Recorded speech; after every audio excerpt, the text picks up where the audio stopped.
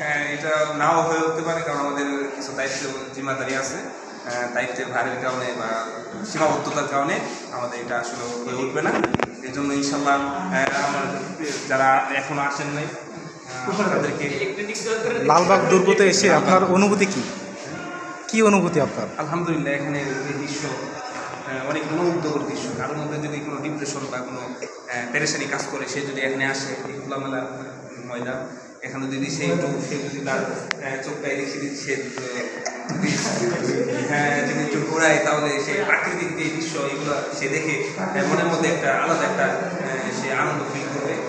এবং পাশাপাশি তার আমি শতভাগ আশাবাদী যে তার অনেকটুকু তার যে মানে টেনশন, এটা অনেকটুকু দূর হয়ে যাবে। ধন্যবাদ। এই জন্য আপনাদেরকে বলবো, যাদেরই ফুরসত হয়, সুযোগ হয়, আপনারা যখনই সুযোগ হয় আপনি একা আসেন বা পরিবার নিয়ে চলে আসবেন। ইনশাল্লাহ এই বিশাল যে আঙ্গিনা, পাশাপাশি আল্লাহ তাআলার এইগুলা হচ্ছে নিয়ামত, এই নিয়ামতগুলোও দেখার জন্য আপনারা চলে আসবেন।